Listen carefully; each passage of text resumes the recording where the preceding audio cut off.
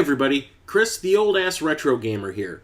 Today I'm going to be doing a video response because last week Church the Game Grinder tagged me in one of his videos and the topic was collecting goals. I thought it was an interesting topic, so I decided to discuss it. If you follow my channel at all, you know that one of my collecting goals is to get a complete Dreamcast set, North American. I've actually made a series of videos called Dreamcasting, which is chronicling my journey to get that complete set. Dreamcast is probably my second favorite console of all time, and out of all the games available for that console, I would say maybe 5% of the games are kind of bad.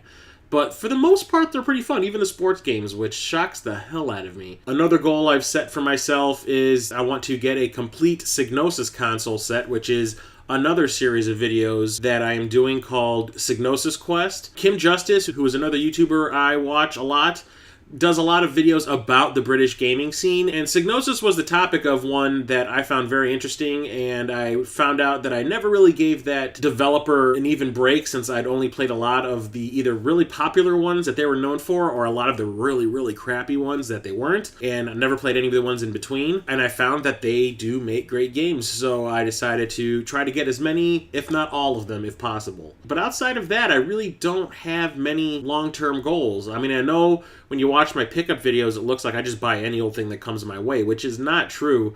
I do not want to get every game ever made. I do not want to get complete sets for every console. I have no plans on doing that for the Nintendo, Super Nintendo, Genesis.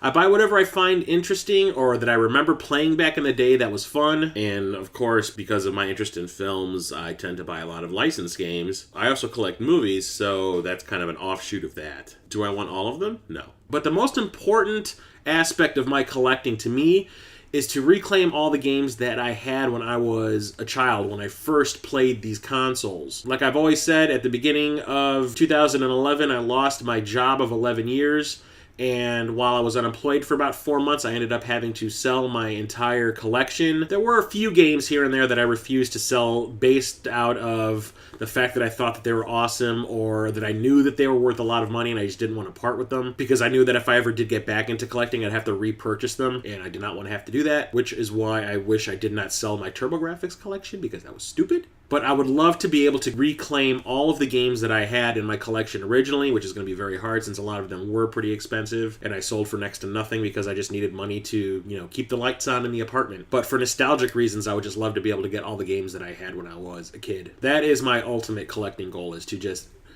have my childhood back in my hands. Is it sad? I don't know. I think it sounds reasonable. Isn't that why most of us collect anyway? Memories and nostalgia? It is for me. But then again, there is the simple fact that video games are rad and they're just fun to play.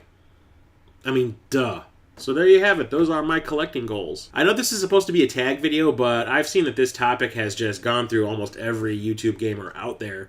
So tagging people is probably kind of useless at this point.